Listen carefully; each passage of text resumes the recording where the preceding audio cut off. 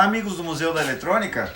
É sábado de manhã e hoje eu consegui então finalmente vir no horário que eu gosto de vir para a bancada. Normalmente eu venho 5 horas da manhã, 5h30, no máximo 6 horas eu venho iniciar os trabalhos em bancada, e essas 2 horas antes do início do expediente normal de trabalho, onde eu vou para a empresa, não fico aqui na bancada, né?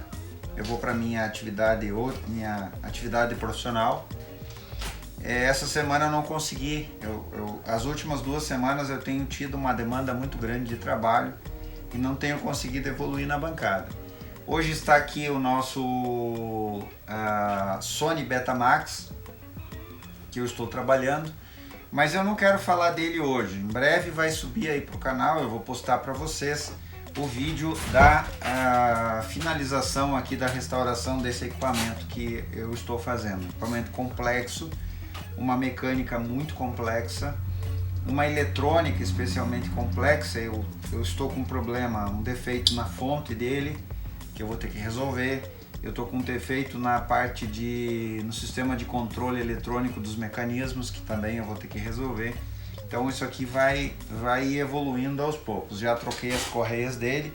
Aqui estão algumas correias que eu tenho aí, que a gente substituiu. Bom, o que eu quero falar para vocês hoje é o seguinte.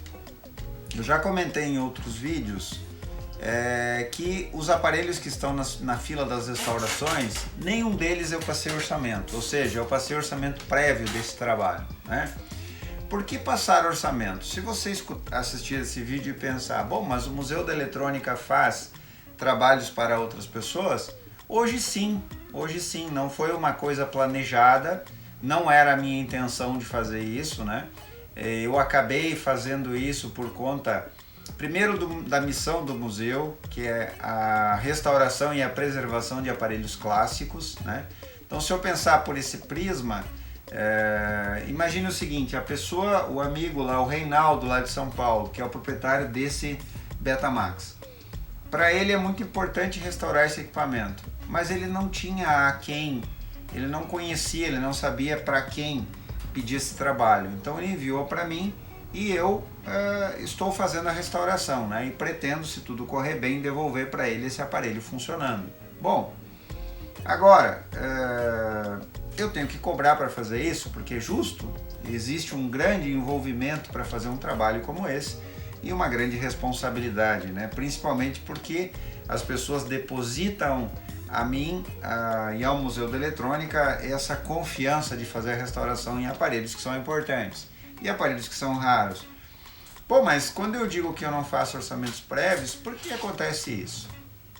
Bom, olha só, eu vou explicar em termos simples para que vocês entendam. Se nós pensarmos nos anos 70, 80, 90, até início dos anos 2000, provavelmente a primeira década dos anos 2000, nem tanto, né? Mas talvez até o final dos anos 90, existia uma grande quantidade de oficinas eletrônicas.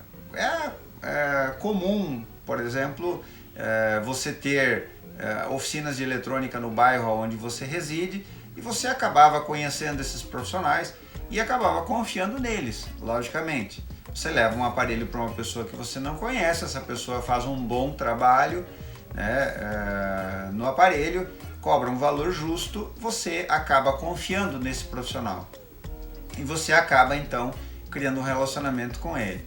Isso era muito comum, mesmo em cidades pequenas, como a minha, onde eu vivia a maior parte da minha vida, existiam muitas oficinas eletrônicas. Então não existia muita dificuldade em levar um televisor, um rádio, um videocassete, um toca-discos, um tape deck, um mini system, um boombox, seja o aparelho que você tivesse, desde um rádio de pilha portátil que você usava no bolso, até um videocassete ou um aparelho de DVD, por último, né? Os últimos aparelhos aí, aparelhos de DVD, por exemplo, ou microsystems que usavam carrossel com multi-CDs, não tinha muita dificuldade de fazer manutenção desses aparelhos na sua própria cidade, né? O que acontece então? Para um técnico fazer um orçamento num aparelho, ele tem que avaliar o aparelho, ele tem que abrir o aparelho, ele tem que examinar o aparelho, e praticamente o técnico tem que encontrar o defeito do aparelho para poder fazer um orçamento, né? E aí, se você não assistiu o vídeo, a diferença entre conserto ou reparo, restauração ou modificação e melhoria, eu recomendo que você assista esse vídeo. Eu vou deixar aí para você o link para você assistir se você está chegando hoje aqui no canal do Museu da Eletrônica. Só que esse período da história que nós podemos mais ou menos situar entre os anos 70, 80 e 90, ou seja, as últimas 3 décadas do século 20, esse período passou há muito tempo. E aqueles técnicos em eletrônica e aquelas oficinas que existiam, são pessoas que hoje estão na faixa dos seus 70, 80 anos de idade ou mais. Se você vê o exemplo do seu Aloísio, né, que tem o vídeo aí também no canal, eu vou deixar o link para você, se você ainda não assistiu, da visita que nós fizemos na Eletrônica AIR, lá na cidade de Lajeado, do seu Aloísio. Ele tem 80 anos de idade, ele tem 56 anos de profissão. É esse o perfil da grande maioria das eletrônicas, que a gente pode chamar de eletrônicas antigas, que faziam manutenção nesses aparelhos clássicos, né? Bom, essas eletrônicas praticamente não existem mais. Esses técnicos envelheceram, a sua imensa maioria, muitos se aposentaram, muitos não tiveram para quem deixar a oficina, né? Os filhos seguiram outro caminho e a oficina acabou terminando. Por mais que a oficina fosse boa, o técnico confiável, o técnico uma pessoa honesta, a eletrônica acabou terminando, né? Qual a situação que se cria hoje em dia? Com a evolução fantástica dos meios de comunicação, YouTube, WhatsApp, Facebook, Instagram, todos esses meios de comunicação social, a gente acaba se comunicando sem limite mais de distância, né? Se você pensar que nos anos 80 alguém ia enviar um aparelho como esse, né, um aparelho pesado que veio pelos Correios, lá de São Paulo até o interior do Rio Grande do Sul, isso não tinha como existir, isso não precisava, porque naquela cidade ele podia escolher o técnico da sua confiança, né? Ainda mais uma cidade ou um estado, né, como São Paulo, que é tudo gigante, tudo imenso, tudo, e é praticamente o coração do Brasil, é onde tudo acontece em São Paulo, né? Os melhores fornecedores de equipamentos de componentes eletrônicos até hoje são em São Paulo, né? Mesmo tantos anos depois. Mas esse meio de comunicação de massa, onde a gente se comunica a grandes distâncias, ele trouxe um problema. Qual seja esse problema? A partir do momento em que as pessoas confiam no nosso trabalho como profissional para fazer a restauração num equipamento clássico, as pessoas às vezes perguntam, e isso é uma pergunta recorrente. Esse é o tema principal desse vídeo. Por que eu não consigo fazer orçamentos prévios? E olha, quando eu digo que não consigo, eu não estou exagerando, é verdade. Como que eu vou fazer um orçamento prévio num equipamento clássico ou num equipamento eletrônico, ou seja qual for o equipamento, né, se eu não examinar esse equipamento? Ou esse aparelho? Seria mais ou menos como o seu médico de confiança, né, aviar uma receita de um medicamento para uma determinada doença à distância, por telefone, por chamada de vídeo no WhatsApp. Eu sei que isso está evoluindo, especialmente pela pandemia. Inclusive até já ouvi uma propaganda em algum lugar de uma empresa que está oferecendo um serviço de medicina virtual, onde as pessoas pagam uma mensalidade e elas têm acesso, elas têm direito a fazer chamadas de vídeo com um médico, né? Bom, sei lá se isso vai dar certo, mas eu não consigo imaginar uma situação em que eu, sentindo uma dor, eu possa pedir para um médico da minha confiança, ou seja qual for o médico, que me identifique qual é esse problema sem me examinar pessoalmente. Acho isso um pouco estranho. Guardadas as proporções, né, da comparação que eu acabei de fazer, se eu tenho um defeito num aparelho eletrônico, como que eu vou saber qual vai ser o nível da intervenção que eu vou ter nesse trabalho sem examinar o aparelho? Vou dar um exemplo. A nossa TVzinha aí, Philco-Forte Safari azul, vocês acompanharam. Para quem não acompanhou o vídeo, eu vou deixar aí o link para que assista à restauração dessa TV. Como eu me comprometi naquele vídeo da restauração, eu estou deixando ela ligada o tempo todo que eu estou na bancada, Porque principalmente eu quero avaliar qual vai ser o comportamento daquele tubo de imagem que eu dei a injeção nele, né? Eu fiz a reativação e ele ficou com 70% de emissão. Eu quero ver o que vai acontecer, se eu consigo traçar uma curva de evolução com esse tubo de imagem. Eu mais ou menos imagino o que vai acontecer. Eu creio que o tubo vai enfraquecendo e vai chegar a um ponto que ele vai apagar de novo. Mas eu quero acompanhar isso pessoalmente, porque eu não tive essa experiência na minha vida. Eu só sei a teoria e o testemunho e a opinião dos colegas mais antigos. Bom, mas voltando ao orçamento, não é possível, infelizmente, fazer um orçamento sem examinar o aparelho. Então, normalmente o que eu digo para as pessoas é que esse mesmo meio de comunicação de rede social que favoreceu nós fazermos amizade com pessoas em qualquer parte do Brasil e até do mundo, criarmos uma relação de confiança, né, com as pessoas, a tal ponto que as pessoas enviam os seus aparelhos para fazer uma avaliação aqui no museu, esses mesmos meios de comunicação, eles criaram um outro benefício, que é o quê? Que é a possibilidade de a gente fazer as manutenções, os consertos, restaurações ou melhorias a nível público, que é o que o YouTube favorece. Por que eu faço um passo a passo e mostro o que eu faço em cada aparelho? É justamente por isso. Por dois motivos. Primeiro, para compartilhar com os colegas que gostam de eletrônica ou com os hobbyistas, os estudantes, o conhecimento técnico em relação aos aparelhos que a gente faz as restaurações. E segundo, para criar uma relação de transparência com os proprietários. Se eu faço o seguinte, eu me comprometo com os proprietários que quem enviar o aparelho para cá, eu não vou abrir a caixa, e é isso que eu faço. Se você não viu ainda o vídeo, a fila das restaurações, eu vou deixar também aí para vocês o link desse vídeo.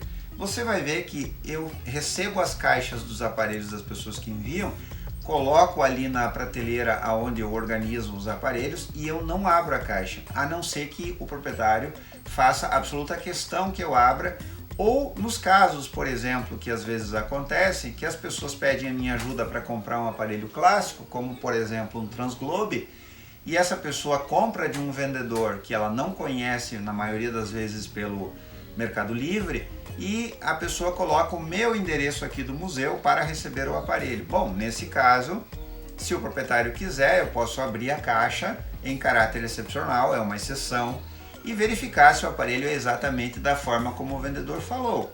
Bom, do contrário, eu mantenho esses aparelhos fechados, coloco na caixa que chegou, coloco na fila das restaurações e eu só abro a caixa fazendo um vídeo. Por quê? Por uma questão de transparência, para mostrar para as pessoas todos os trabalhos que eu estou fazendo nos seus aparelhos clássicos e não só mostrar para o proprietário, mas mostrar para todos vocês que são inscritos no canal, né? Então, essa é a metodologia que eu criei. A pessoa envia o aparelho, né?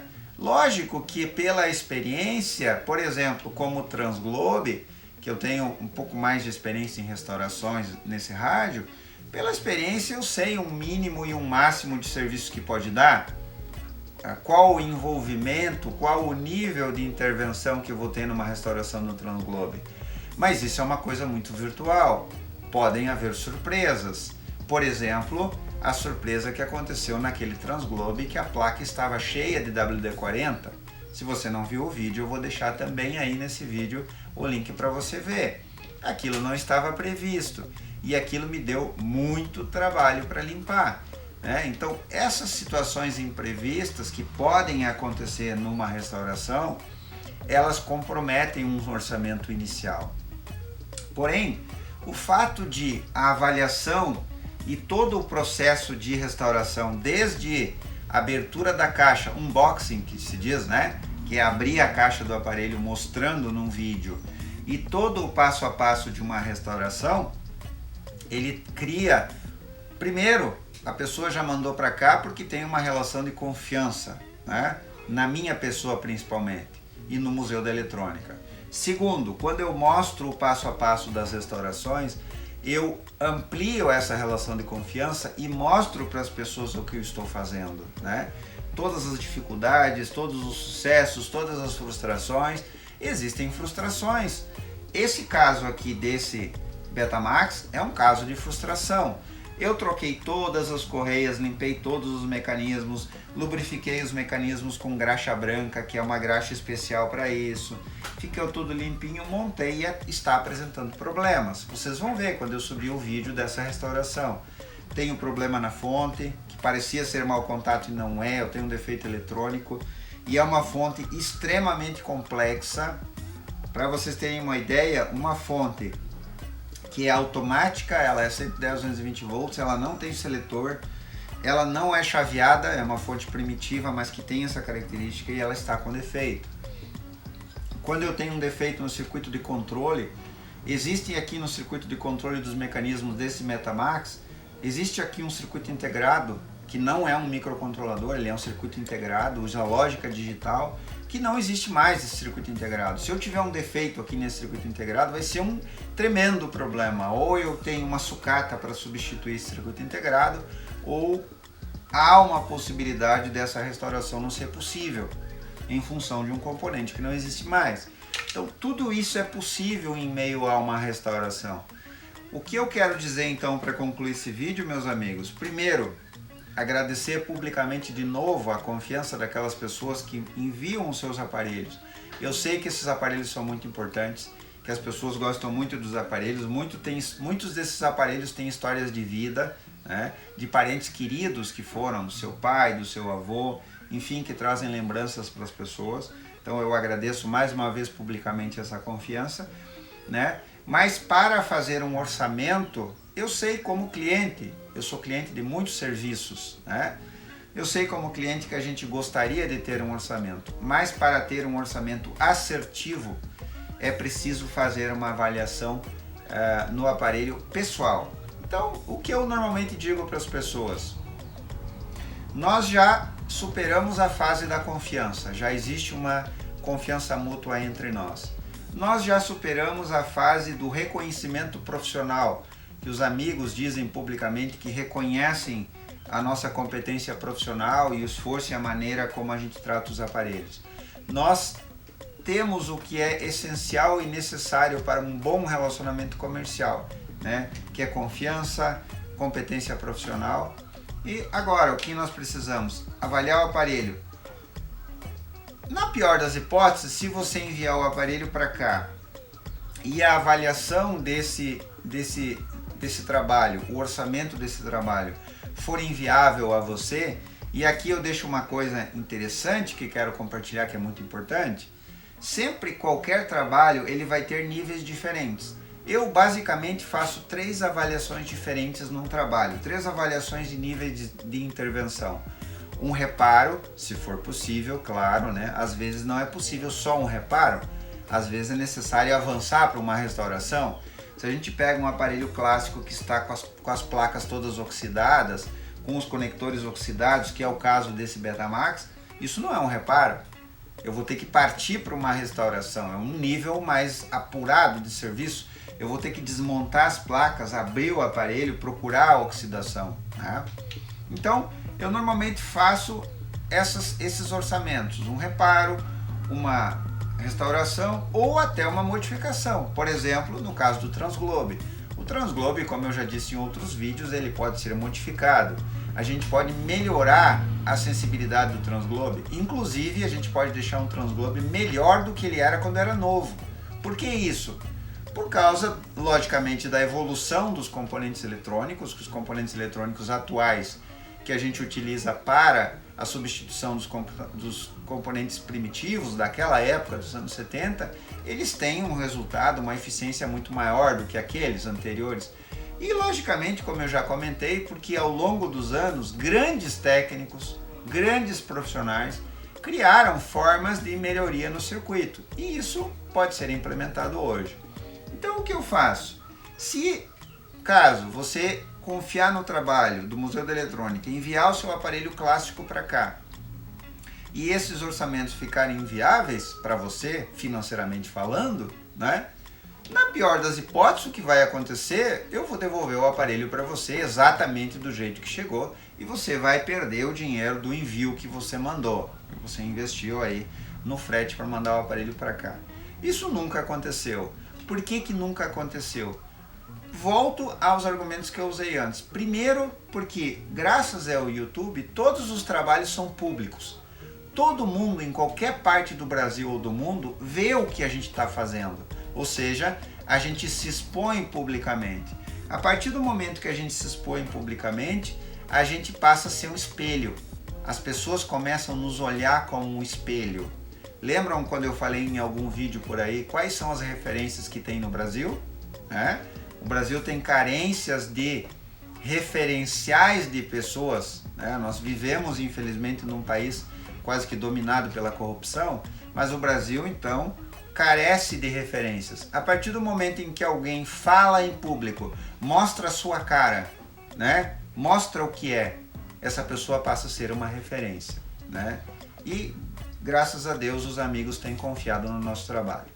Legal? Então, se você tinha alguma dúvida de como é que se faz os orçamentos dos aparelhos que vêm para manutenção ou restauração aqui no Museu da Eletrônica, eu espero que esse vídeo tenha esclarecido a você. Eu espero que você tenha gostado desse vídeo. Comente aí, se você ficou alguma dúvida, se você tem alguma sugestão que possa melhorar essa metodologia do Museu da Eletrônica. E o mais importante, fica a última dica. Você não pode criar a expectativa de que eu vou fazer o seu trabalho rápido. Não, eu não faço trabalhos rápidos, trabalhos urgentes, trabalhos em que a pessoa tem pressa. Não posso fazer assim. Os trabalhos têm que ser feitos com paciência, dentro do tempo que eu disponho para fazer. Eu já falei outras vezes nos vídeos, essa não é a minha atividade profissional. Eu não tenho uma oficina de eletrônica ligada, funcionando em horário comercial 6 dias por semana ou 5 dias por semana. Eu faço um grande esforço para atender a expectativa dos amigos. Quase sempre eu acordo às 5 horas da manhã ou 5 e meia da manhã, 6 horas eu estou na bancada, estou trabalhando, estou aí procurando atender e até superar as expectativas dos amigos que mandam os aparelhos para cá, mas não envie o seu aparelho para mim se você tem pressa. Não dá para fazer com pressa. O que eu prometo? Os aparelhos vão ficar na fila das restaurações. Quando chegar a vez do seu aparelho, e eu respeito a ordem de chegada dos aparelhos, eu sempre respeito, a não ser que o proprietário diga, olha, eu não tenho pressa, pode fazer outros, ficando pronto lá para o final do ano tá bom. Bom, então beleza, há um acordo com o proprietário. Do contrário, eu respeito a ordem de chegada, eu coloco os aparelhos religiosamente, como se isso fosse uma religião até, vou usar esse termo pejorativo. Eu coloco os aparelhos na fila das restaurações, que tem lá nos vídeos que vocês podem ver, e eu vou fazer quando chegar a hora. Mas sem pressa, com calma, num passo a passo que eu vou mostrando nos vídeos. Você vai ver aí que muitas restaurações têm vários vídeos com passo a passo. O que eu prometo é dar o meu melhor, é usar a melhor técnica, fazer da melhor maneira possível para que o seu aparelho volte à vida, até porque essa distância exige isso, Imagine se eu não fizer desse jeito, com capricho, com cuidado, com paciência, um Betamax como esse, aí eu mando de volta lá para São Paulo para o proprietário e chega lá e começa a dar problema, Aí, bom, ele vai ter que mandar de volta. Então, eu preciso seguir essa metodologia. Beleza, meus amigos? Espero que vocês tenham gostado desse vídeo. É a primeira vez que eu falo de orçamento aqui no Museu da Eletrônica, até porque o objetivo do Museu da Eletrônica não é ganhar dinheiro. Nunca foi. Não é rentabilizar. É claro que o valor justo de mão de obra de serviço que eu vou cobrar dos amigos para fazer determinado trabalho, ele me favorece. Porque como eu não preciso desses valores, não é o meu ganha-pão, eu não preciso disso, eu posso investir cada real disso aqui no Museu da Eletrônica. E eu já fiz. Se você acompanhar os vídeos, você vai ver que recentemente eu comprei um osciloscópio digital, eu comprei uma fonte de bancada digital, eu comprei o melhor multímetro que eu encontrei, tenho investido o tempo todo em melhorias, em componentes, em melhorias de equipamentos. Eu projeto muito em breve, vou dar um spoiler para vocês, eu projeto muito em breve comprar um frequencímetro profissional, um gerador de áudio profissional. Então tudo isso tem investimentos. E esses serviços então que a gente faz, de novo, com o objetivo da preservação, para que as pessoas tenham esses aparelhos clássicos e preservem esses aparelhos clássicos. Esses trabalhos, então, eu vou reverter todos eles para a melhoria do Museu da Eletrônica. Beleza? Espero que você tenha gostado, espero que a gente cada vez mais amplie aí os nossos trabalhos e a nossa amizade principalmente. O maior valor dessa comunicação pelo YouTube com pessoas de todo o Brasil é o círculo de amizade e relacionamentos que a gente tem criado. Legal? Muito obrigado, curta esse vídeo, se inscreva no canal, ative as notificações e até o próximo vídeo.